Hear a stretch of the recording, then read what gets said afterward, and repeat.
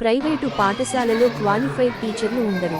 ప్రభుత్వ పాఠశాలలో క్వాలిఫైడ్ ఉపాధ్యాయులు మంచి బోధన అందిస్తారని ఎంయూ పి మురళీకృష్ణ అన్నారు. చిన్న చింతకుంట మండల పరిధిలోని ఉంద్యాల గ్రామ ప్రాథమిక పాఠశాలకు ప్రభుత్వం నుంచి వచ్చిన నిధుల్లో నుంచి విద్యార్థుల కోసం 25,000 రూపాయలు, అట్టి నిధుల్లో నుంచి పాఠశాల ప్రధానోపాధ్యాయులు ఉదయ భాస్కర్ ఉన్నత అధికారుల ఆదేశాల మేరకు డిజిటల్ తరగతుల కోసం 24,000 రూపాయలు ఖర్చు చేసి టీవీ తీసుకువచ్చారు. టీవీ ప్రారంభోత్సవానికి ముఖ్య అతిథులుగా ఎంయూ మురళీకృష్ణ, ఉన్నత పాఠశాల ప్రధానోపాధ్యాయులు చంద్రశేఖర్ రెడ్డి, ఏఏపీసీ చైర్మన్ వసంతయ్య ఉదయ భాస్కర్ జ్యోతిని వెలిగించి టెంకాయలు కొట్టి ప్రారంభోత్సవం చేశారు. ఈ సందర్భంగా వారు మాట్లాడుతూ ప్రాథమిక పాఠశాల, ఉన్నత పాఠశాల ఒకే మైదానంలో ఉండడంతో విద్యార్థులకు సరైన బోధన అందడం లేదు అన్నారు. గ్రామస్తుల సహాయ సహకారాలు అందిస్తూ ప్రభుత్వం నూతనంగా ఇచ్చిన భవన నిర్మాణానికి గ్రామం నుండి ఖర్చు చేసి పాఠశాలను పునః నిర్మాణం చేసుకుందామన్నారు. వారి మాటలను అంగీకరించిన గ్రామస్తులు సహాయం చేయడానికి ముందుకు వచ్చారు అన్నారు. అనంతరం తదితరులను సన్మానం చేశారు.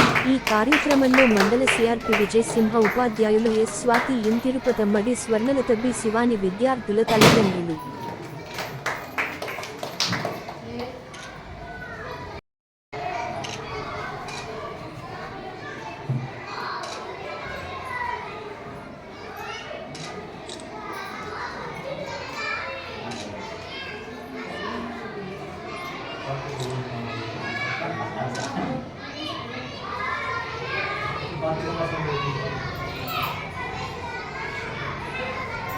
హెక్టర్ నుంచి టన్ వరకు ప్రతి పాత్ర సామాగ్రి చెక్ చేస్తారు. వేరించి ఎప్పి బెండకాయల ఎక్స్పర్ట్ అయిపోతారు. ఫ్యామిలీ కోసం ప్రతి చిన్నదాన్ని టెస్ట్ చేసి తెస్తారు. మరి ఫినైల్ ఎందుకు లేదు? ఎక్స్పర్ట్స్ లైజోల్ ని టెస్ట్ చేశారు. పాపులర్ ఫినైల్స్ తో పోలిస్తే 10 రెట్లు క్రిమినల్ చెబుతుంది మరియు 10 రెట్లు మెరుగైన క్లీనింగ్ ఇస్తుంది. అందుకే ఫినైల్ పై ట్రస్ట్ తీసి టెస్టెడ్ లైజోల్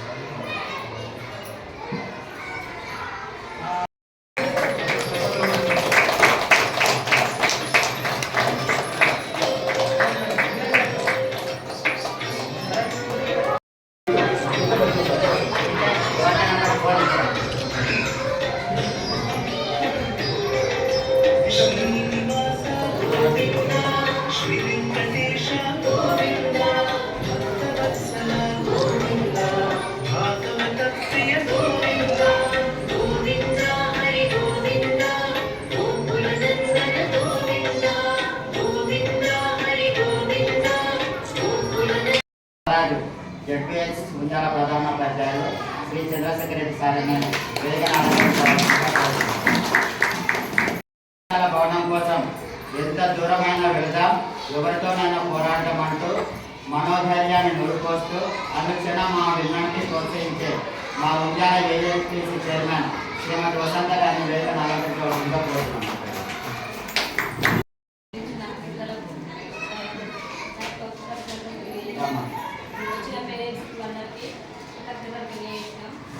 అదేవిధంగా స్కూల్లో చైర్మన్గా పనిచేస్తున్నాను. అయితే మా స్కూల్లో 5 తరగతులు ఉన్నాయి, కానీ ఆ 5 తరగతులు మాకు సరిపోవడం లేదు సార్. ఖచ్చితంగా ఆ స్కూల్లోనే ఈ స్కూల్లోనే ఖచ్చితంగా కావాలి. అసలు ఏమి పిల్లలకు పాఠాలు అర్థమవుతలేదు. అందుకని తల్లిదండ్రులకు పాటలు అర్థమైతే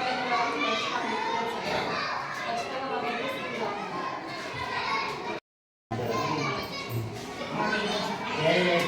వసంత గారిని మాట్లాడవలసిందిగా కోరుతున్నాను. గ్రామ పెద్దలు, విద్యార్థుల తల్లిదండ్రులు, అలాగే విద్యాభిమానులు, మాతోటి ఉపాధ్యాయులకు అందరూ శుభాకాంక్షలు తెలియజేస్తూ ఎవరి చెప్పినా తిట్టుకోవద్దని మేము పనిచేస్తున్నాం చెప్పి రాష్ట్రంలో ఎక్కడ ఏ పాఠశాల అయినా సరే మధ్య సర్వే మూలంగా మూలపడ్డాయి, కానీ ముంజాల ప్రైవేట్ స్కూల్ మాత్రం మూలపడలేదు. కంటిన్యూస్గా నడిపినాం, మేము పోరాడుతున్నాం. మాకు మీ సహకారం కావాలి.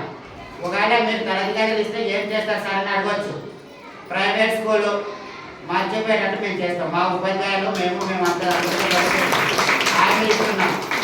ఇప్పుడే కొత్తగా వచ్చినాం, టైం పడుతుంది, పిల్లలు కూడా చక్కగా చేయడానికి చూస్తున్నాం. మీరు కూడా మీ వైపు నుంచి కూడా ఒకటి స్కూల్ బిల్డింగ్ మాకు ఇవ్వండి, తర్వాత రోజు పిల్లల్ని పంపించండి. కుడుమూర్తి జాతరకు 4-5 రోజులు వస్తే అర్థం ఏముందన్నా, ఒక రోజు వస్తే అర్థం ఉంటుంది. పోలిస్తే మన ఉంజల పాఠశాలలో విద్యార్థుల సంఖ్య ఎక్కువ. మీ చిన్న చిన్న గ్రామాలలో తాండలలో నేను కూడా పనిచేసి వచ్చాను. 5 క్లాసులు ఉండి ఒక క్లాసులో 6, 7, 10 మంది అట్లా ఉన్నప్పుడు 2 తరగతి గదులు ఉన్నా వాళ్ళని ఒక దగ్గర కూర్చోబెట్టి చదువు చెప్పి సక్సెస్ అయిన సందర్భాలు చాలా ఎక్కువగా ఉన్నాయి. కానీ ఇక్కడ ప్రతి తరగతి గదిలో 20 కంటే ఎక్కువ మంది విద్యార్థులు ఉన్నారు. వాళ్ళని ఒక దగ్గర కూర్చోబెట్టి చెప్పడం కానీ, లేకపోతే ఒకటే వరండాలో 3 క్లాసులు నడుస్తున్నాయి. ఇప్పుడు మనం యువతలో ఒక క్లాసు, అవతల ఒక క్లాసు నడుస్తుంది. ఇది చాలా ఇబ్బందికరమైన పరిస్థితి ఉంది. ఎందుకంటే బయట మనము ఆరుబయట ఆట స్థలంలో పోయి కూర్చోబెట్టి చదువు చెప్పాలన్నా అక్కడ డిస్టర్బెన్స్ అవుతుంది, ఇక్కడ డిస్టర్బెన్స్ అవుతుంది. ఈ ప్రాథమిక విద్య ఎట్లా అంటే మనకు ఇంటి దగ్గర బేస్మెంట్, ఇల్లుకు బేస్మెంట్ ఎంత గట్టిదో, చెట్టుకు వేర్లు ఎంత బలమో, మన జీవితానికి ఒక పిల్లగాని నిండు నూరేళ్ళ జీవితానికి ప్రాథమిక విద్య అంత బలమైంది పునాది.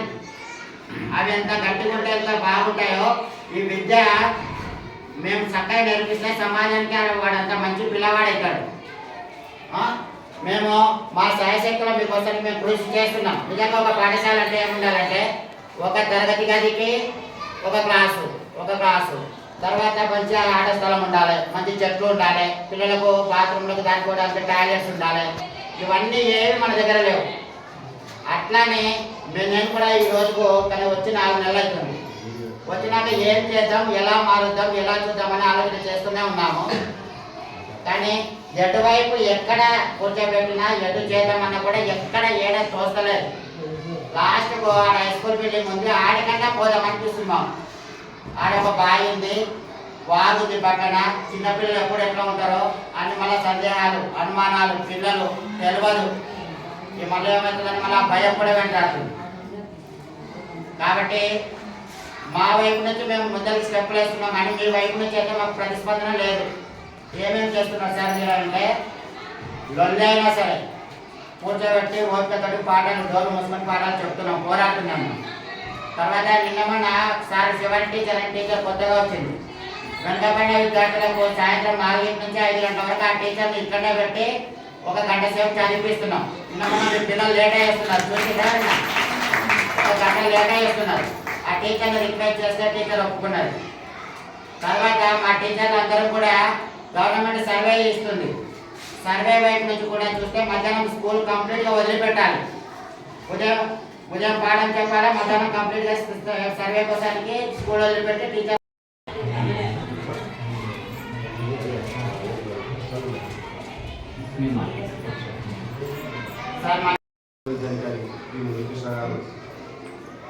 ఈ ప్రాథమిక పాఠశాల ప్రసారథి మిత్రుడు ఉదయ్ భాస్కర్,